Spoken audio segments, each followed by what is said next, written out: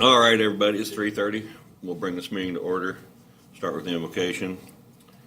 Lord, watch over us. Help us all through these trying times. Help us find solutions to the health issues this country's facing. And allow us to make good decisions for the good citizens of this town. Amen. Pledge allegiance to the flag of the United States of America and to the republic for which it stands, one nation, under God, indivisible, with liberty and justice for all.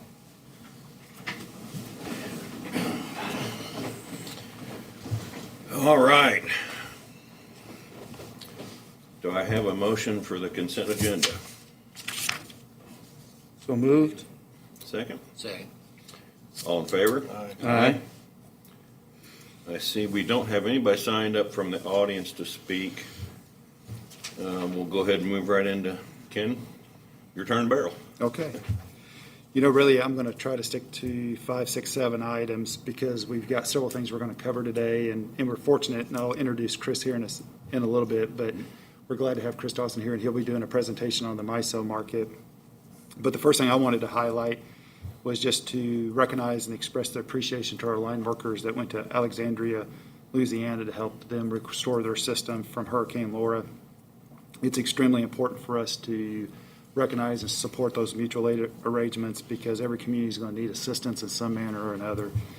And really the individuals that went, Kenny Garcia, Andy Quinlan, Matt Lay, Bruce Goodwin, Ben Maples, all represented Hannibal extremely well. They actually requested our crews to stay about for the duration of the event due to their productivity and hard work that they were doing down there. So we're receiving all real positive comments and received quite a bit of appreciation from the area. And so we're just proud of those folks, and we appreciate them going down because these aren't the normal circumstances where you send folks traveling too many states away.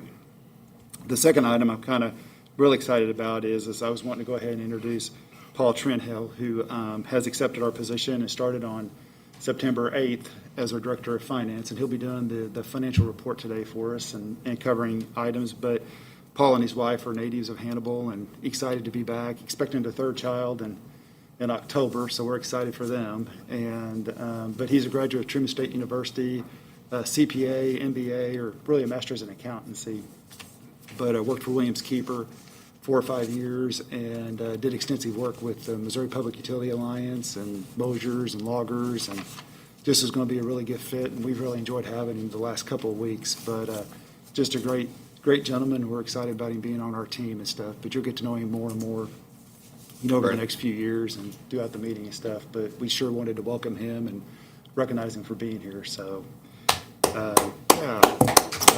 Thank you, Paul.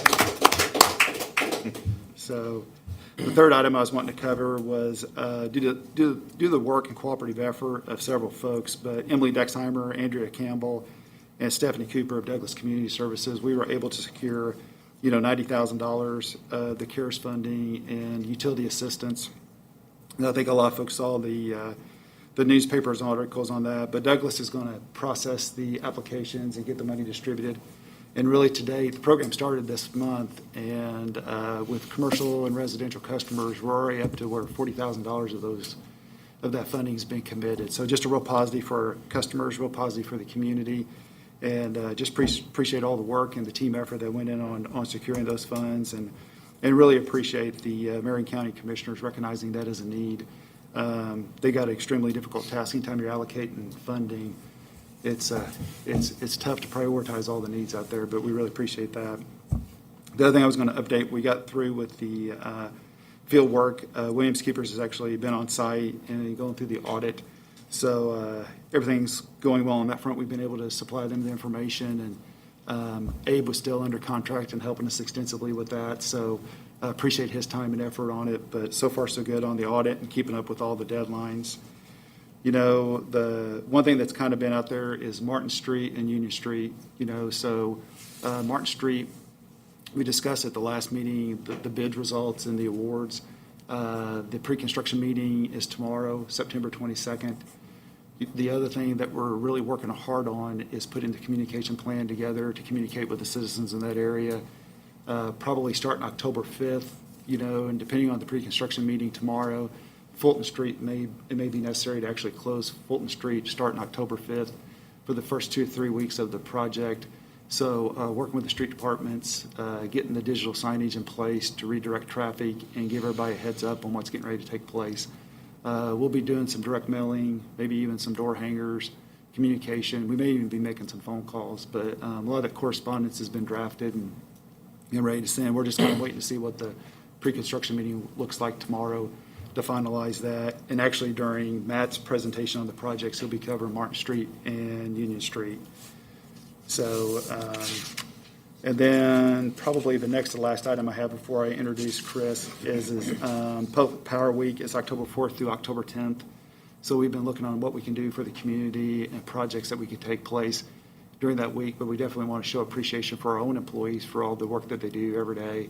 But a part of Public Power will probably be doing some volunteer work out in the community to assist some of the customers with some of their needs. So those are the things I was wanting to highlight.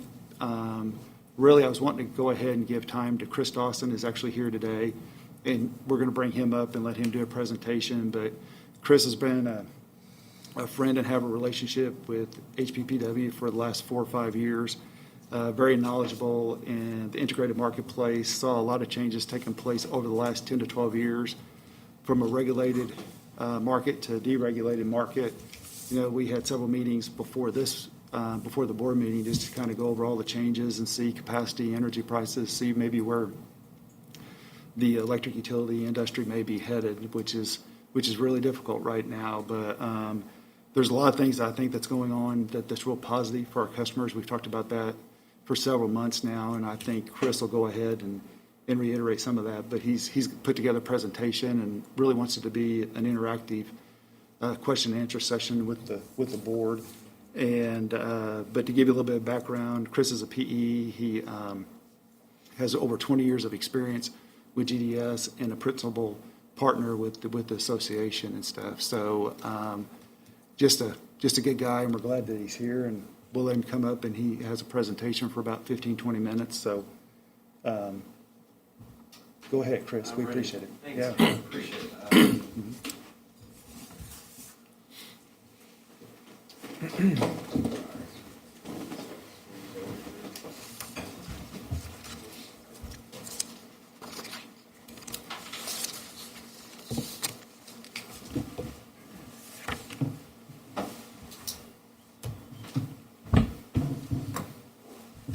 All right, I appreciate the introduction, Ken, and if nobody is seriously offended, I'm going to take my mask off while at least I have this discussion with you all.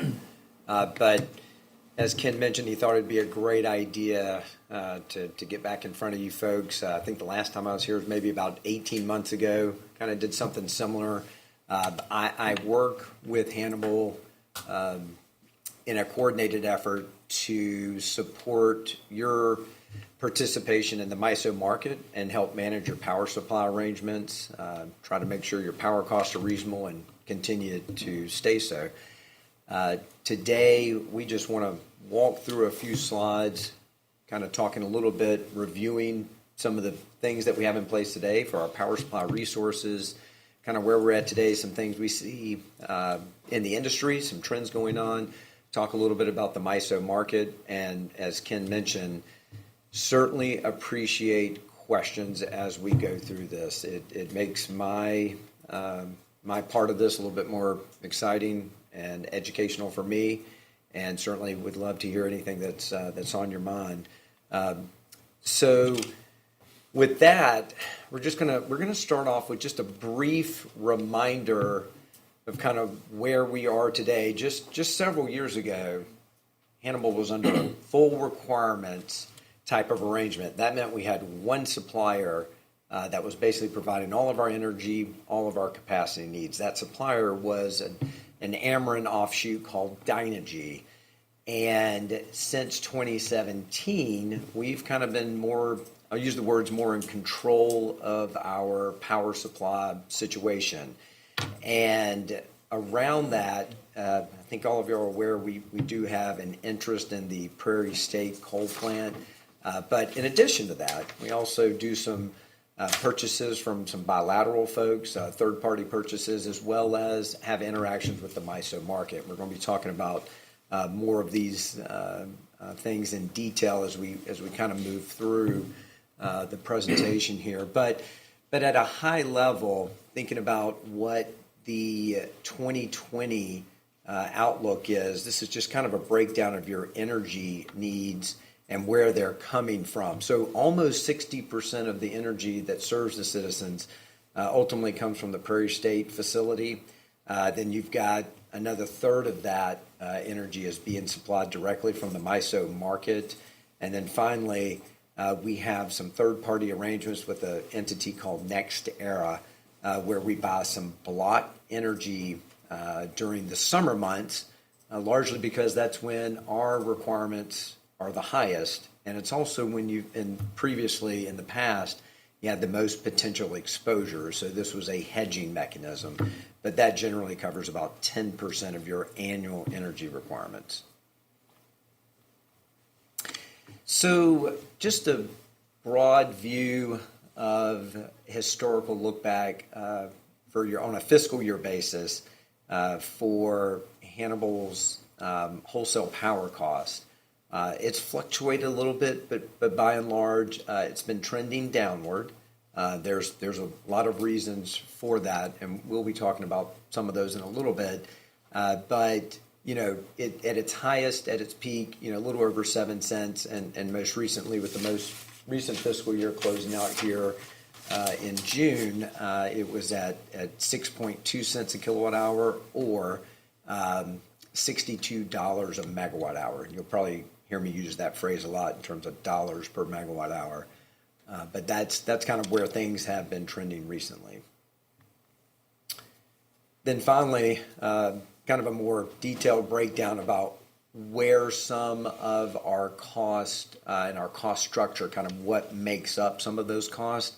Again, the pie chart down here in the lower right, Prairie State is it provides a significant amount of our energy. It also represents a significant amount of our overall cost, with some minor elements for our transmission service, what we buy from the Miso market or from third parties.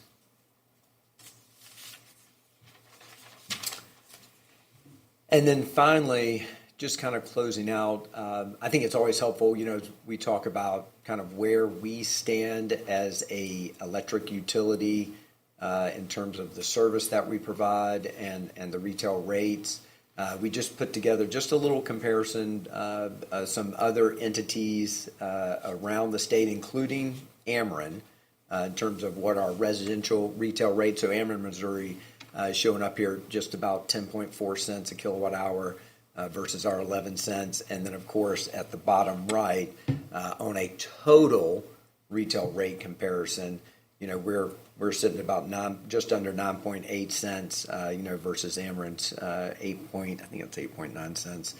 So just to help folks understand a little bit of relative comparison in those areas, right? At the end of the day, you have to decide, the balance of the reliability, the resiliency of your system, the service you're providing to your customers, and the competitive position, that you want to take for your different rate classes, industrial, commercial, residential, for example. So the next portion of this slide, I want to talk a little bit about the Miso market. It's really important because we are immersed in this market. We're a market participant, meaning we have some obligations and responsibilities on a daily, weekly, monthly basis, including financial obligations. Miso does send out weekly invoices that we pay, and we have a lot of interaction with the Miso market. And so what is Miso? It's something, we use the term Regional Transmission Organization, RTO. We also use a synonymous term called Independent System Operator, or ISO. Those two acronyms, RTO and ICO, was something started by the FERC over 20 years ago. And Miso was originally formed in 2001, actually only covered just a few states. Today, this organization basically operates the utility industry in about 15 different states, doing almost $30 billion in annual market transactions. So if you ask, well, what is Miso? Well, what it is basically a broker. They don't actually buy energy. They don't sell energy. What they do is they organize markets. They organize 4 primary markets that we participate in: energy markets, capacity markets, ancillary services, and what's known as auction revenue rights, basically a transmission congestion hedge. Those 4 markets are financial markets. Miso basically has control of the transmission system of all of the utilities in these 15 states in that green service area. What Miso does is creates a platform, no different than like the New York Stock Exchange, for example, how they organize and broker stock sales between willing buyers and willing sellers. In the case of Miso, this is organizing 6,700 generators who can bid in every single day, actually have an obligation to bid in, and buyers being load serving entities like ourselves. So that Miso basically clears that market every single day under an economic dispatch model. It basically says 6,700 generators. Well, I'm only going to pick the folks that give me the lowest bid, and I'm only going to pick the generators that I need to serve my load for the upcoming day. So they operate these markets, and if you believe that everything Miso says, they put out these what they call value propositions, which is this is our assessment of the benefits that occur by us organizing hundreds of utilities across 15 states. So by Miso's calculations, they provided about $3.6 billion in annual benefits in 2019. Again, not my math, this is their math. And this is just a waterfall chart down here at the bottom that kind of explains how they get there. A lot of it is just around economies of scale and optimizing against the least efficient generation versus the more efficient generation. So more specifically, how do we interact with the Miso market? Well, it's a combination on a daily and weekly basis of having Prairie State, which is our rights to Prairie State, and it's dispatched into the market, and it's dispatched because it's economical for that plant to operate on a variable cost perspective. So in other words, it has low variable costs, so it's dispatched by the market. We also own some diesel generation here in the city. We also purchase capacity and energy from third parties. So we have a couple of different things going on that results, right, when you build all that stuff together, including the transmission service to deliver all that power to us, we have our total cost that we mentioned earlier was around 6.2 cents for the latest fiscal year.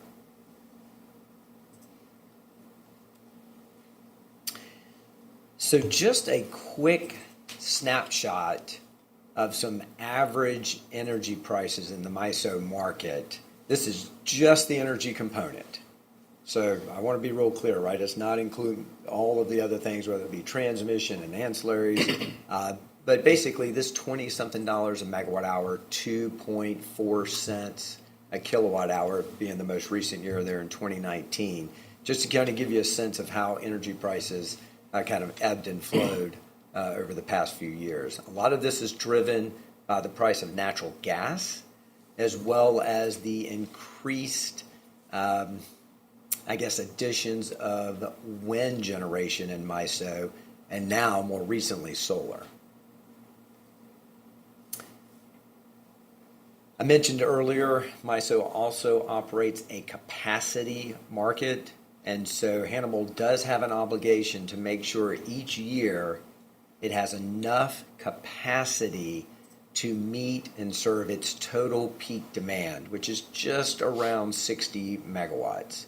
So this capacity auction is a once-a-year auction process, and in doing so, we show Miso that we have our own resources, our own capacity resources, Prairie State, our diesel generation and whatnot, and then to the extent we need to buy incremental capacity, we can buy it from the MISO capacity auction. The bar chart you see here is just nothing more than the capacity prices in dollars per kilowatt month that the auction has cleared at in recent years, with the most recent auction here at 15 cents a kilowatt month. So just by comparison standards, the cost of any type of new generator would be much, much higher than the pricing that you see here. But because MISO currently has excess capacity, that excess capacity is being sold and cleared at a relatively low price.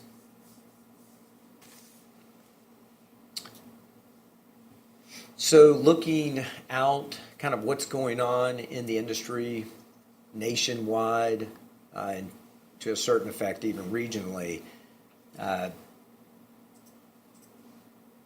can probably appreciate there's a lot of technology innovation that we have all witnessed, certainly in the past 10 years, past 5 years. And a lot of that, from a national level, what we read about is the additions of wind generation, the additions of solar generation, residential customers putting solar panels on their home, LED lighting, smart meters, all of these things are going on and continuing to change the way we're interacting with our customers, the things that we're evaluating in terms of what makes the most sense for Hannibal to reliably serve its load in the future, as well as to do so in a cost-effective manner. So there's a number of moving pieces out there. I simply tried to capture some of the more relevant and noteworthy items that have been making the headlines over the past couple of years. And so as we're going to talk about some of these things individually, but just wanted to kind of give you guys a feel for kind of what we're seeing out there. So just kind of moving forward, I mentioned earlier that, Hannibal's utility cost, power cost, have been decreasing over time, as well as some of the MISO market energy prices, and that is tied somewhat to natural gas prices. Just over 10 years ago, we had some incredibly high natural gas pricing that was correlated with the price of oil. And up until July of 2008, oil was trading at almost $150 a barrel. That was West Texas crude. And, we had a lot of things happen later in 2008, 2009, kind of cascading events. Well, along the same time, we also had fracking technology that all of a sudden overnight changed the quota of production in this country.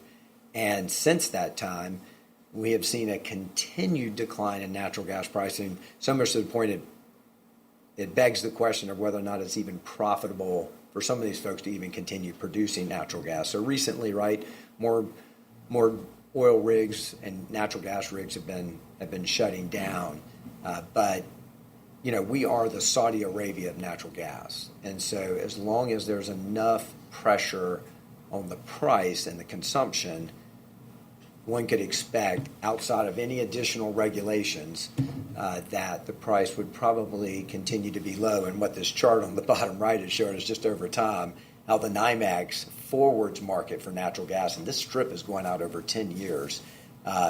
We could buy gas, if you were so inclined, averaging less than $2.50 an MBTU all the way out into the 2030 timeframe. Again, just talking about what the market expectations are for natural gas today. So what's good for natural gas isn't always good for coal.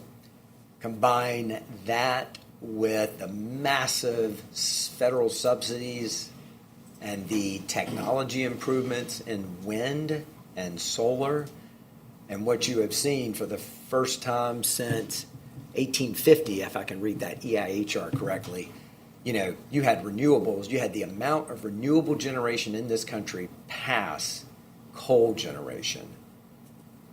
That's monumental.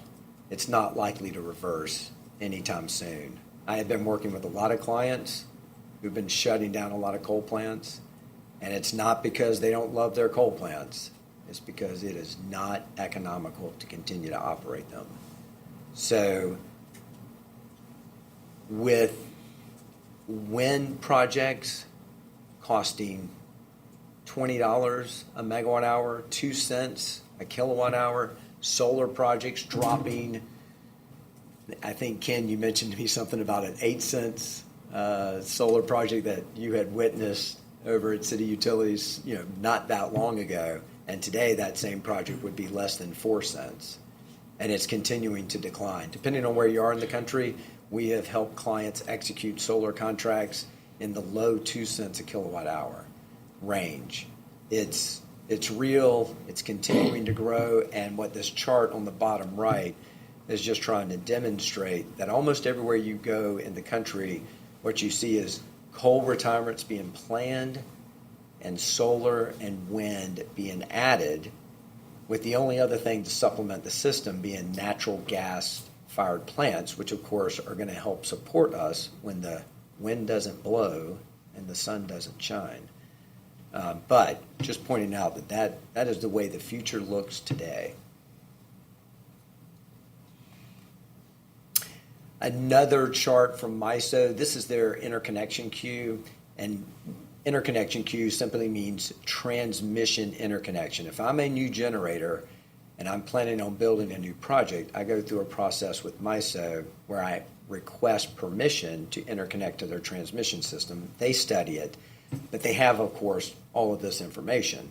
And this information being what is shown here on this chart on your left is a whole lot of solar generation is what's been in the queue and what's coming down the queue, coupled with some wind generation.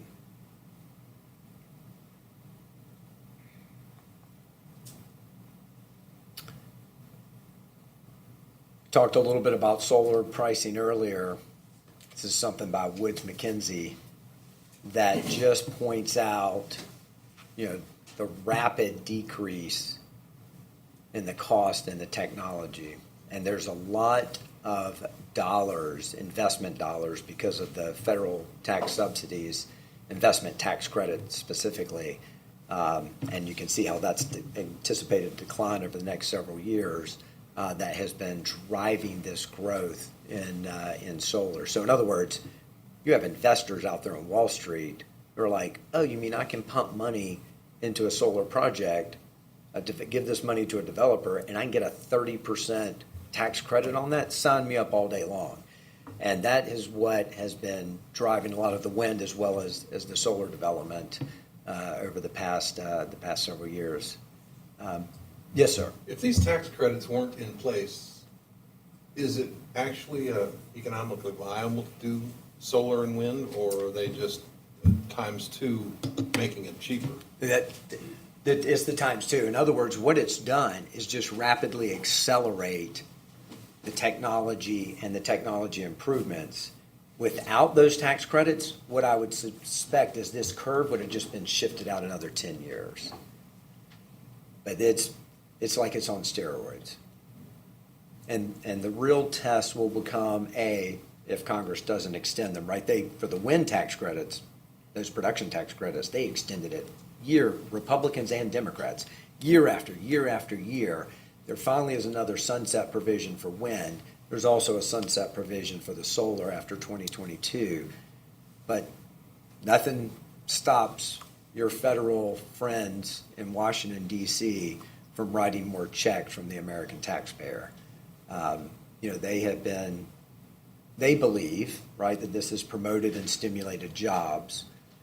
And to a certain degree, it certainly has. And so with that, they've seen a lot of incentives to continue to do this. I don't know where the future is going, right? We've got big elections coming up in the fall. Things could change. But that is one of the very few things that Republicans and Democrats have agreed on over the years.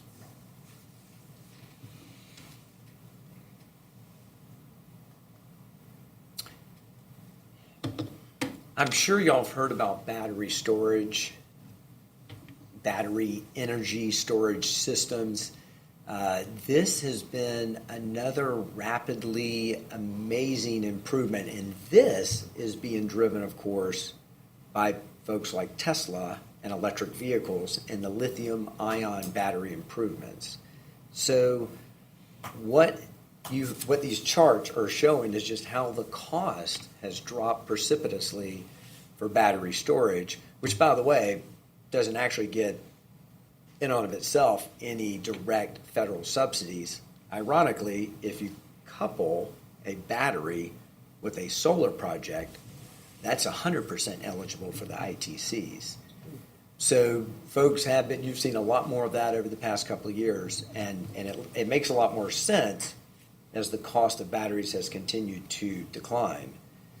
And what this is really setting up is an interesting arrangement where folks like Hannibal could start making decisions about whether or not to expand or invest in a distribution system upgrade, a substation upgrade, a transmission upgrade, or do I park a small module set of batteries and battery storage, and on a good day, push a button, and that battery inject power into my system, which immediately mitigates the need to have to upgrade a system if managed properly. Jared, I know you like to hear that. Or in the off-peak hours, charge that battery back up for incredibly low cost. This is the game that people are evaluating. Not unlike hydropower that's being generated. It's exactly like hydropower if you think about pump storage hydropower, right? Where they'll drop it down and then pump it back up in the middle of the night. Ameren has done that a good bit themselves. That's exactly what it's like. What makes this so interesting is the modular nature of it, right? It's one thing to put it in a Tesla. It ain't a lot different to couple a few of those together, put them in a modular unit right beside your substation and plug it in and start pushing buttons to discharge it or charge it up. Folks like Ameren have committed to spending billions on this technology, putting it on their transmission system and their distribution system, and getting the Missouri Public Service Commission to approve this so that they can earn a reasonable rate of return.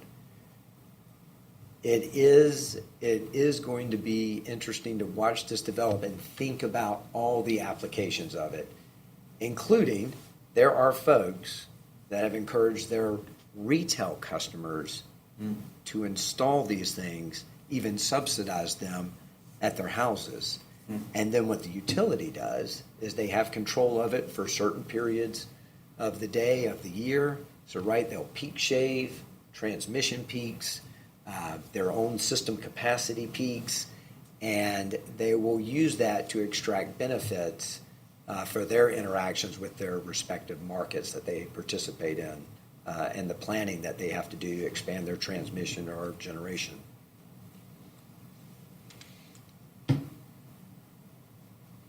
You know, the flip side of this is as these batteries become lower in cost, in theory, so do the cars that use them. And if everybody, I'm not saying everybody, but if more and more people start using electric vehicles and they happen to live in Hannibal and they plug them into their homes at night to charge, well... You mean trucks and I mean trucks in Hannibal. Is it Fords only or Chevys only? and plug those in, well, that spins the meter. That sells more kilowatt hours. So there are some interesting, there are different things where this is going to go. And some of them could have some real positive impacts.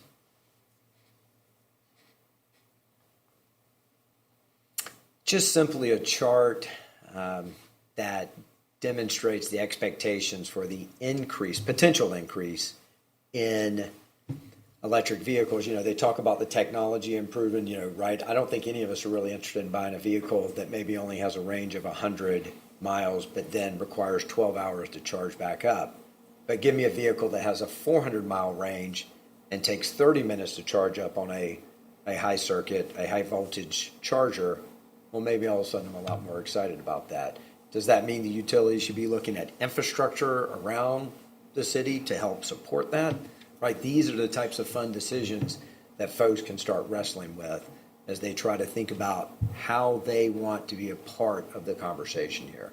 But at a minimum, there is an expectation that there will be a lot more electric vehicles over the next 10 years on the road. Trucks as well.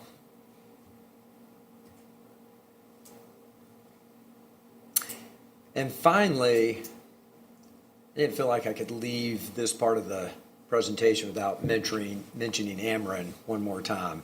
You know, they are a big player in the state. They have a lot of influence on a lot of different levels. Everybody's aware of that. And if you watch them closely, they can kind of give you a lot of insights into what they envision the future looks like.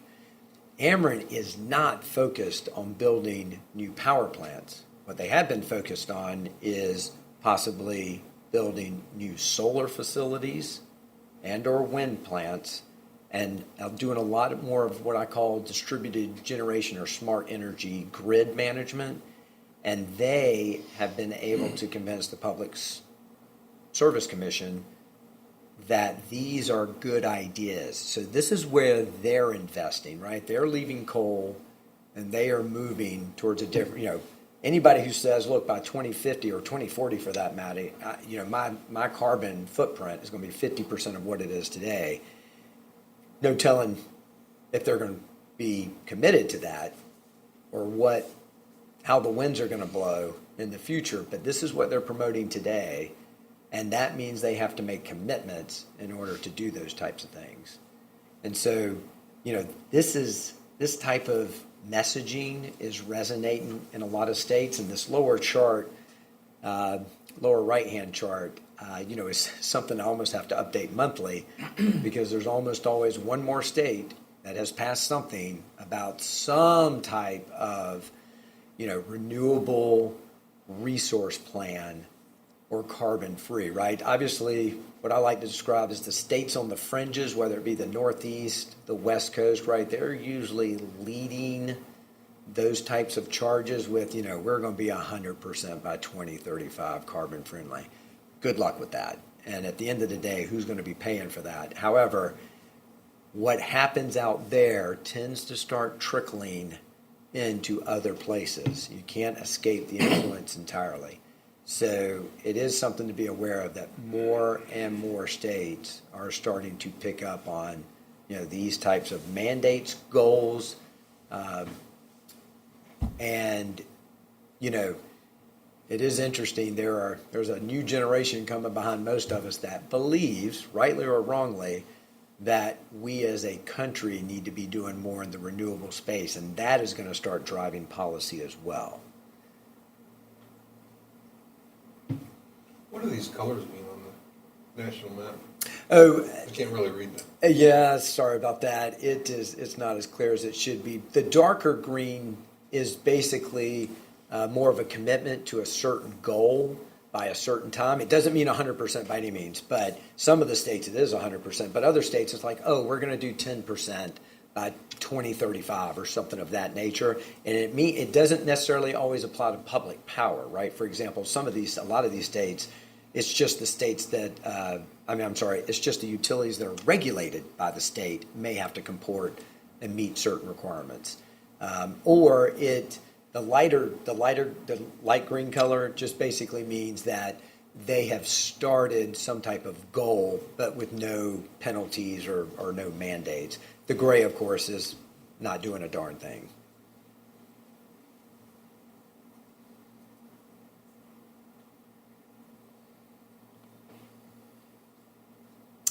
So next, we've talked a little bit about where things have been, where things are sort of going.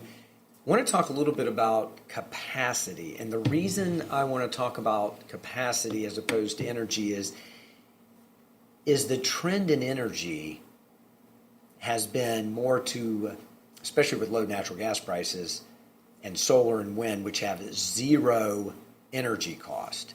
In other words, A solar plant produces as much as the sun will shine, but you've already paid for the solar plant. So any energy you get out of it at this point is free. That's in quotes, by the way. And it's the same with a wind facility. You maintain them. You spend a few dollars to maintain them, but that wind project and that solar project, once they're in the ground, right, the more they spend, the more the sun shines, the more generation you get is free.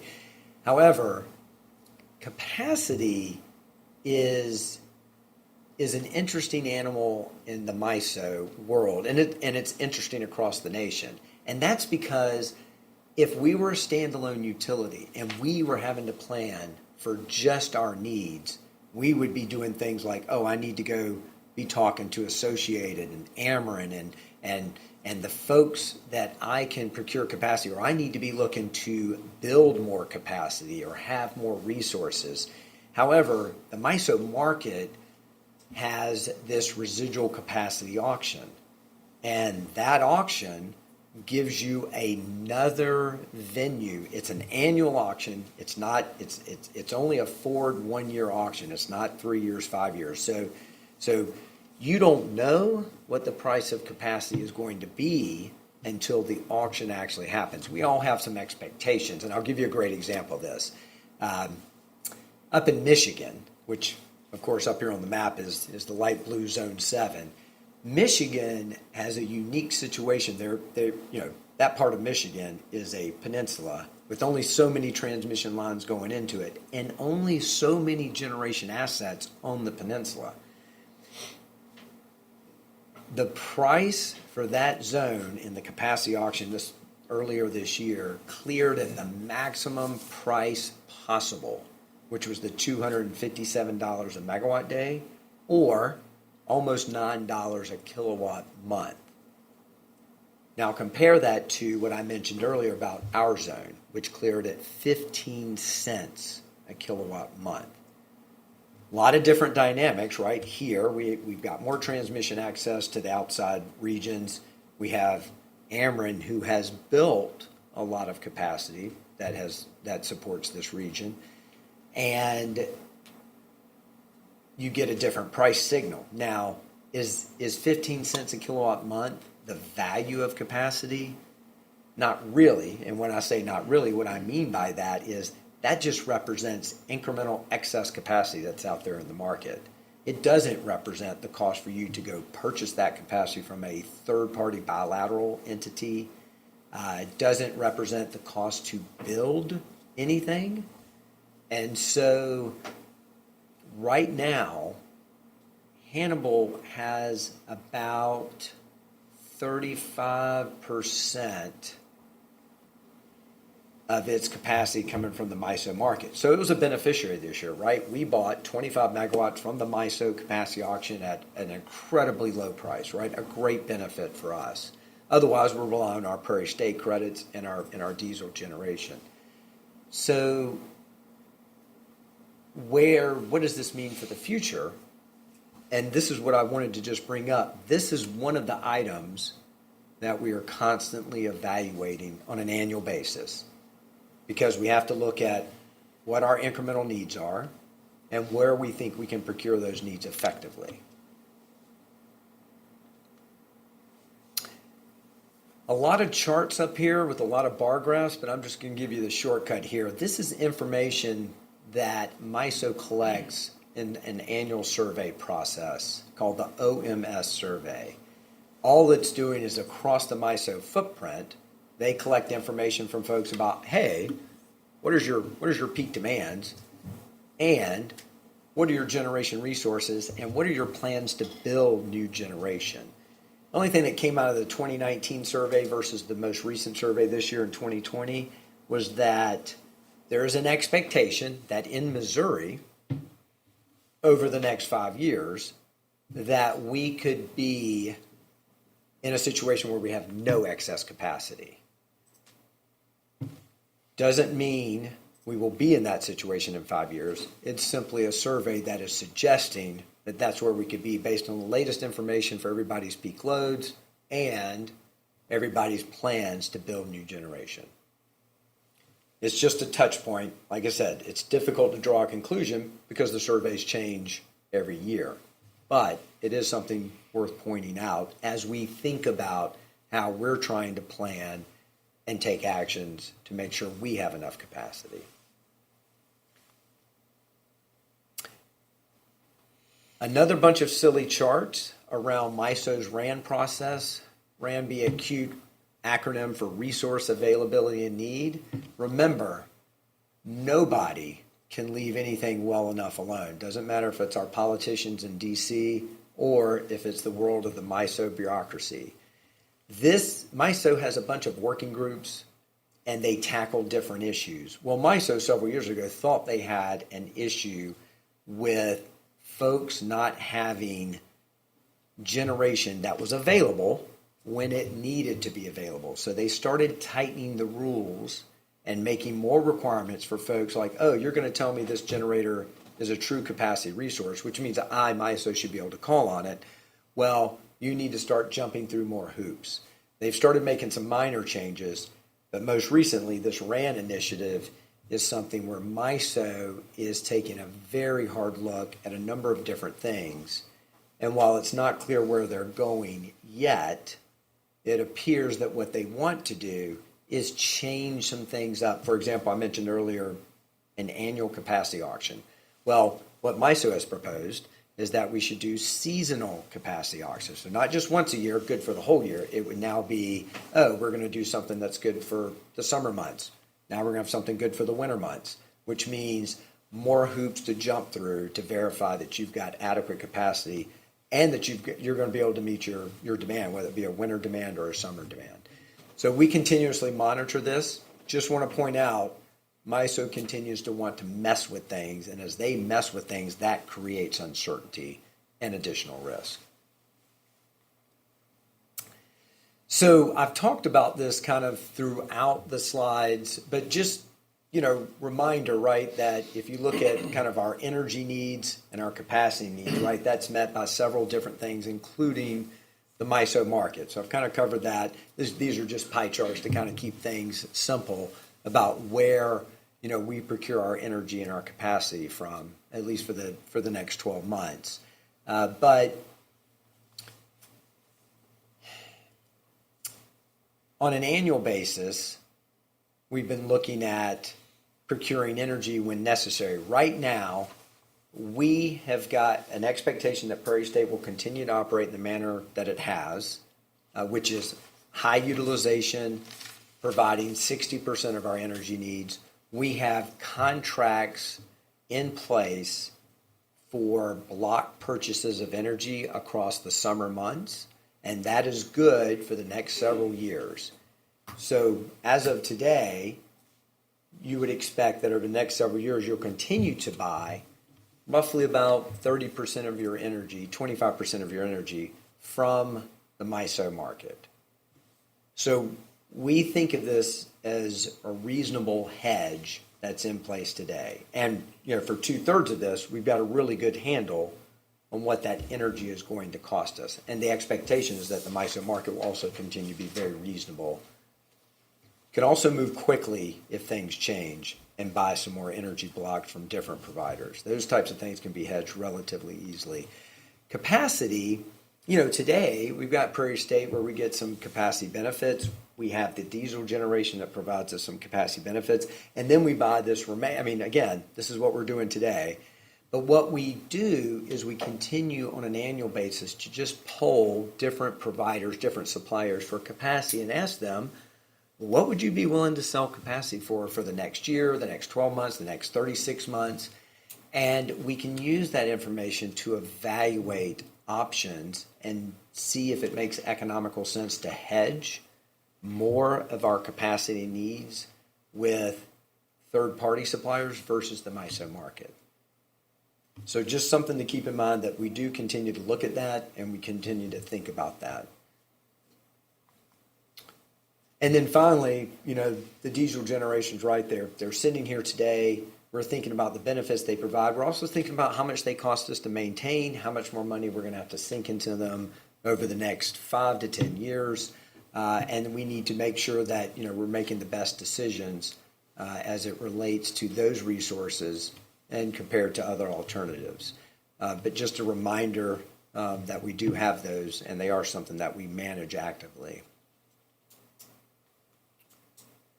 And then finally, just a summary, we've talked about a little bit of this, but why this is all important is because these power costs, coupled with our own internal cost to manage our distribution system, is the way that we ensure that we're still able to be economically viable and continue to have operating margins and a reserve fund that we can use to support our system and our future CapEx needs, whether that be new distribution, new substations, whatever it may be. It's important that we continue to keep our pulse on our cost and our viability of our electric utility.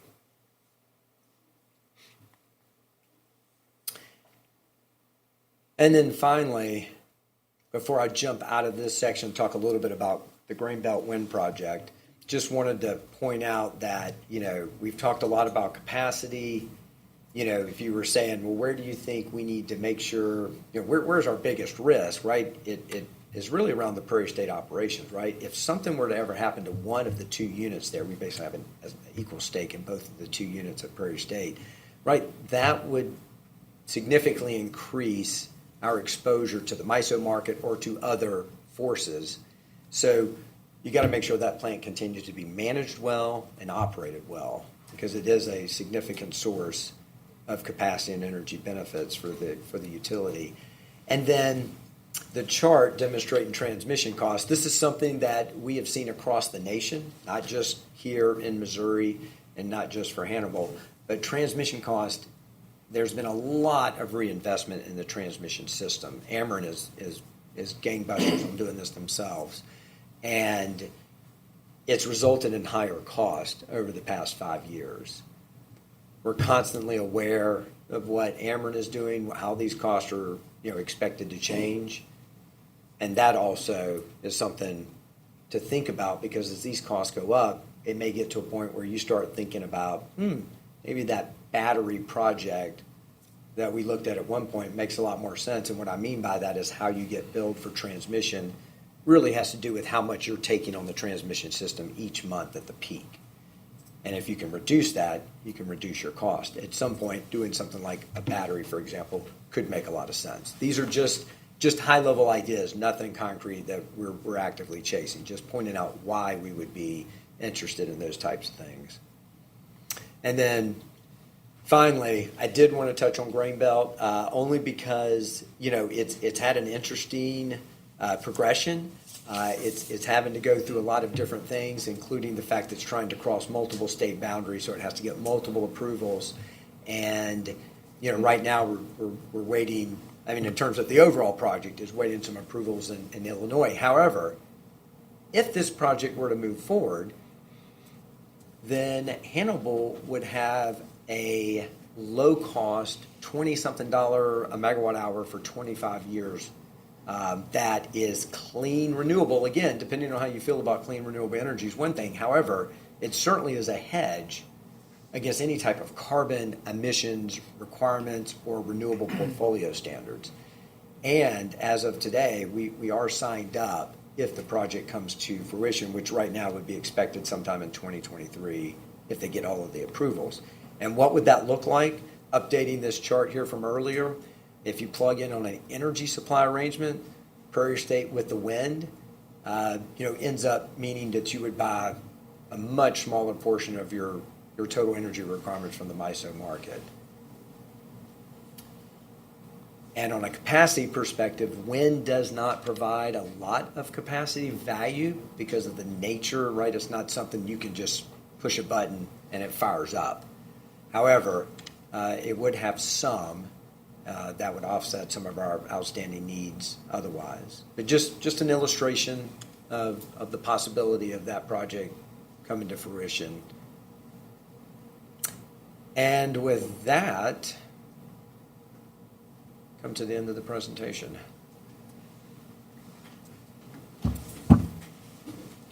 Like all brokers, this might be a foolish question. what is our expense cost to be part of Miso? So, yes, there is a small fee. The MISO admin fee, which kind of is ingrained into the weekly invoices received, is about $0.2 a megawatt hour. So that would be like 0.002 cents per kilowatt hour. Compared to other RTOs, it's actually one of the lowest. And so as long as you feel like there is a benefit to having a big machine that optimizes dispatch and everything, so far people have been willing to pay the admin fee.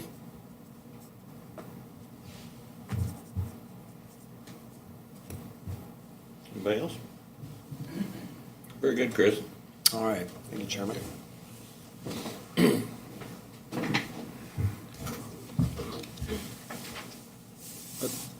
As Chris is wrapping up, I think the one thing that I was going to reiterate is that, you know, when you look at the intelligence that's being generated by the systems, by the markets, the one thing that I didn't highlight earlier, because I was wanting Chris to get through his report, was we've actually started ramping back up AMI.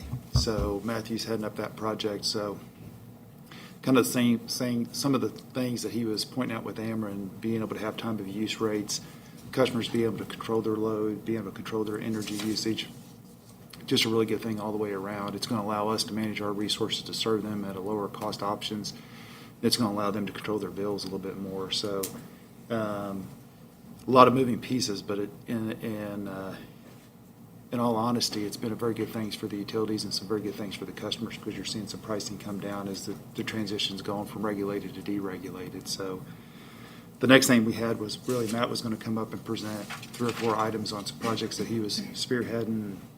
He gave me an update on Martin Street, Union, and some other things. So thanks, Matt. Good afternoon.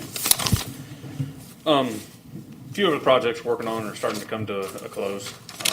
GAC project at the water plant, we're waiting on the contractor to get some fiberglass duct work in.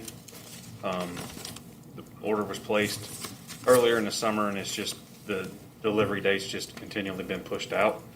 Last I heard, it was supposed to show up this week, and that way they can get back there and get that installed. That's the last thing that they have to do to finish up the project.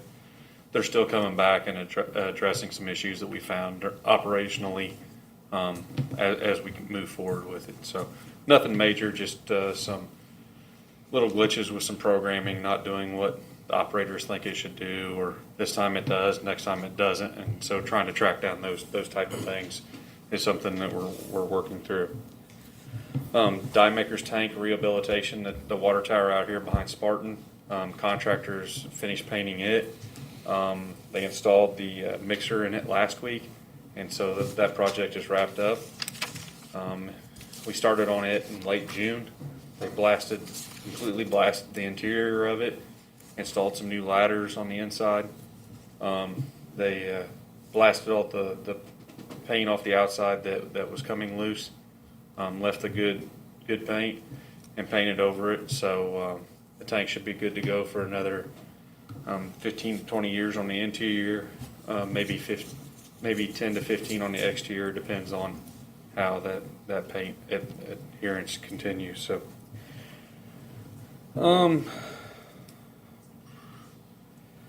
jumping over to some of the stormwater projects, we're continually talking with Black and Beach, with management here on how to fund a stormwater utility. So that we're continuing to have our pre-scheduled calls with Black and Beach. We've actually added a couple of calls with different partners that they have as far as providing us information so that we can come to you all with a recommendation or a path forward for a permanent solution to fund the stormwater utility or stormwater work in general.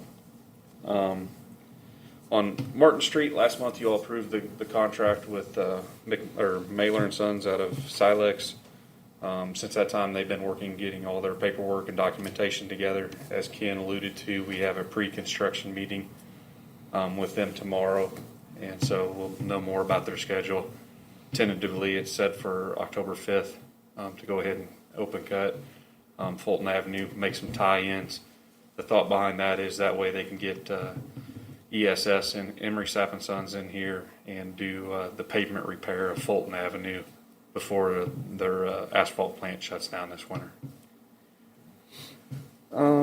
North Street storm sewer, contractor was able to get in here and do the temporary repair middle of August, I believe. When we did some inspection work after the fact, there was 3 places that had eroded due to water coming over the top of their containment. The contractor came back here a couple weeks ago, redid that, and so they're done with the temporary repair. Spoke with the Corps of Engineers on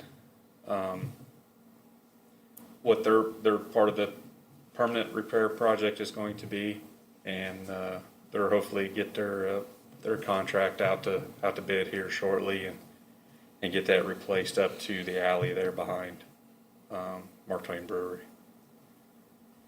Another project I don't have mentioned here, Union Street. We got emergency funds allocated from CDBG, Community Development Block Grant. And receiving those funds are certain hoops we have to jump through. So we sent out a request for qualifications from engineering firms that want to do the design of that project, the design and inspection of that project. They were due last Friday. We received 4, and so we'll be working with staff here and staff at City Hall to come up and grade those statement of qualifications so that we can make that selection. And then on electrically, we're continuing to work on the tie line between Oakwood and Southside Sub. Engineers, the surveyor's been out getting property and boundary information that they're in turn providing to the design engineer so that they can finalize the design and keep that project moving forward. So that's all I've got, unless you all have any questions. No, I did want to make one comment. Just want to thank you for your hard work with that water treatment plant. Thank you. The city has run very smoothly since that's happened, so I think that attests to the really thorough job that the Board of Public Works has done on this, and really did a good job, guys. Thank you. I also want to thank you for the tour. Anytime. Matt spent an hour and a half, 2 hours, I don't know what it was, kind of giving me eyes on projects. We talk about a lot of things here, and putting the eyeballs on it kind of helps a lot in the scope of what's involved. And so I appreciate your work, and thanks for the info. I extend an invitation to any of you all, other board members, if you want to go out and see something or stop by and look at a project while we have something going on, let me know, and we'd be happy to make that happen. So. And one other thing I'd like to bring up is now with the temporary repair completed there along North Street, we're going to work to kind of clean that up and remove some of the old pavement that has buckled up. Maybe installed some jersey barriers along the east side of Bridge Street down to the alley so we can get that open back up and maybe able to take the fence down. It's just something we're working on as we're as we can. We're still trying to do manhole raising while the weather still allows, so we're trying to fill in with that North Street project on Fridays. So Thank you, Matt. thank you.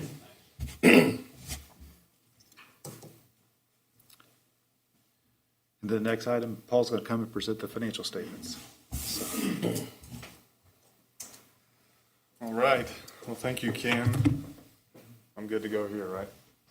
First time. Thank you, Ken, for that introduction earlier. I do appreciate that. Very happy to be back in Hannibal, where I'm from.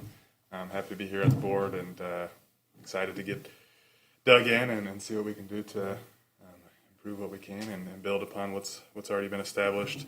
I did want to point out the work of Abe again and just making this such a seamless transition. Very good individual, and I do appreciate his work in that. So getting into the finances here, first page there is the balance sheet. Cash increased in August. Payables went down. That's a result of our profitable operations again, and total assets utility-wide were about 0.4% more than last month and about 1.6% higher than a year ago. Getting down into the income statement, we did have a relatively weak month financially for August. Net income was about 11% less than budgeted. We did have lower purchase power costs than budgeted and lower operating expenses in the water fund, but those were offset by lower than budgeted operating revenues for both electric and water. Really, in the electric fund, kilowatt hour sales were down about 5.9% from the same month a year ago. We've had a pretty mild month weather-wise for August anyways in Missouri, so that has a lot to do with that. Next page there is the current month compared to the same month last year. Again, net income was actually just about identical to the same month a year ago. We had vastly improved results in the sewer fund, but those, again, were offset by those lower revenues in both electric and water. The main driver there is the loss of PWSD number one as a customer. If you recall, we had a couple months of sales of gallons to them last year that we did not recognize this year. So that led to lower revenues in the water fund this year. So year-to-date actual compared to budget on the next page. We're now 2 months into our new fiscal year, and overall utility-wide net income is about 9.5% less than budgeted. Again, I talked about the primary driver of that unfavorable variance was the lower revenues in the electric fund based on the lower kilowatt hours, which I mentioned. Next page would be our year-to-date actual compared to August of 2019. Again, net income is down just a little bit when you compare that to a year ago. And same story there. Loss of PWSD as a customer and those lower kilowatt hour sales is driving that. So overall, if you think about the start to the fiscal year, we're a little bit down, but really not that bad. You know, we continue to operate in a COVID environment. People are going to conserve a little bit more with their energy, and we've also had the really mild weather, which has cut into revenue some. So a pretty good start, very reasonable. You know, it's still early, so a lot of those variances could flatten themselves out as time goes on. The rest of the information there is the usual stuff. Abe did put a lot of this together in our transition, and so a lot of this stuff he did put together, but feel free if you have any questions on, we've got the check register there, the cash reserves and targets for all the funds and historical cash reserves, our current investment listing, and then the dashboard is on there as well. So that's all I've got. If anybody has any questions. No, just welcome to the group. Thank you. Pleasure to have you. Appreciate that. Happy to be on board. No questions? Not for me. Good. Thank you, Chris. Or excuse me, Paul. You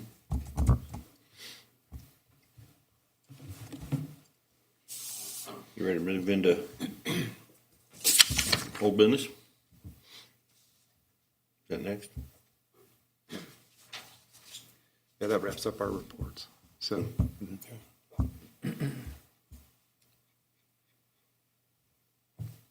Line of credit.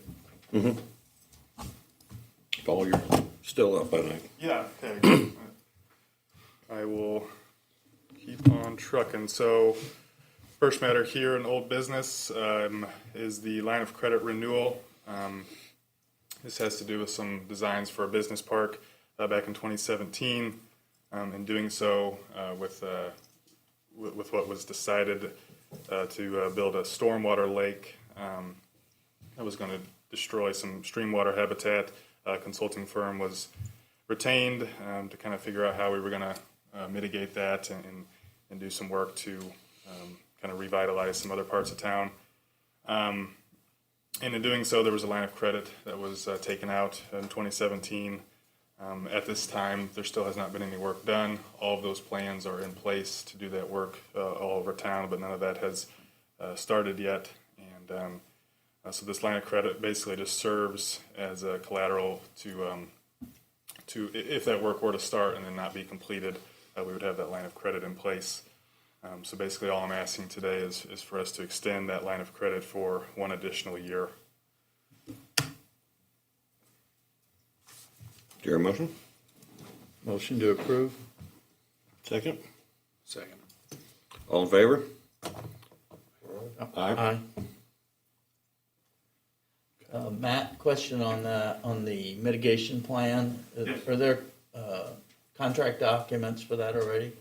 No, So the it's just- mitigation was gonna be completed in-house. Okay, We've got the plans designed, mitigation, we were gonna do the work with our own crews, okay. and, So you've got a map, you've got we got the specific sites areas. picked out. Okay, There was 3 sites here in town that were picked out. One is up on Old Ziegler Street, one down on Lemon Street there, east of the wastewater plant, and one on Adams Street there on South Main. okay. Thank you. Just trying to catch up. Thank you. Ken, you're up, new business? We have one kind of housekeeping item, but we're looking to appoint our directors that sit on the MUD board. Missouri Joint Municipal Electric Utility Commission, we're members actually of Missouri Public Utility Alliance. The commission is actually their electric side of things where they own assets. The Prairie State contract is actually through Missouri Joint Municipal Electric Utility Commission is where the contract's through. So to be eligible to vote, the board or the governing body has to approve board representation on their respective board. And so what we're recommending is that the general manager be appointed the primary director, and then the director of operations be appointed the alternative director to be able to vote and make sure our interests are represented in the assets that we've got participation in. So that's the item before you, and that's the recommendation by management. So I'd be happy to answer any questions concerning the item, but that's what we're seeking. Anybody have any questions? Seems like that's reasonable. I mean, is that Yeah. typical in the industry? It is. Yeah. That's what's always been in the past, isn't it? Yep. It's just kind of an update. Yeah. So, Motion to approve the resolution? Second? All in favor? Aye. Aye. Motion's passed. Matt, those 3 spots that we talked about downtown, are those ones we're doing the wetland kind of thing in? Yep. Okay. We talked about it before. I don't know if these guys are aware of that, but they're 3 spots that just gonna use as kind of almost like holding ponds, right? Well, since we're disturbing stream bank out there at the business park to develop that lake, we had to do 1.25 times as much improvement or something of that nature. And so what we're doing at the locations I mentioned before was opening up a existing storm sewer and creating a natural stream Oh, through those areas. great idea. It removed some things that where streets were no longer being used as streets and opened those back up so we didn't have the maintenance on those facilities. It also provided educational opportunities because of the native plantings and the wildlife that it would allow to live there. And so we got those plans approved through the department in order to get the permit to build the lake out at the business park. So. Cool. Thank you, Matt. James, you have any comments today?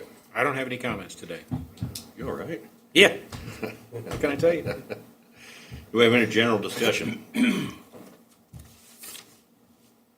Nobody have any more comments? Motion to go into closed session pursuant to section 610 of the Missouri Sunshine Law. The meeting shall convene in closed session to discuss contracts. Those in attendance will be, Can we get both the city attorney and the assistant city attorney added to your list? Who else we need to meet? it'll be Matt, Paul, Jared, and myself. Okay. So, Courtney. and Courtney. Yes. Yes. What's that? He did not, but Is there- there's another item on there. and litigation, okay. Oh, yeah. Got a motion? Okay. Go ahead and run Second? Second. All in favor? Aye. Thanks, everybody, for coming. Pleasure, gentlemen. Thank you. Thanks. Yes, yes, it was great, Chris.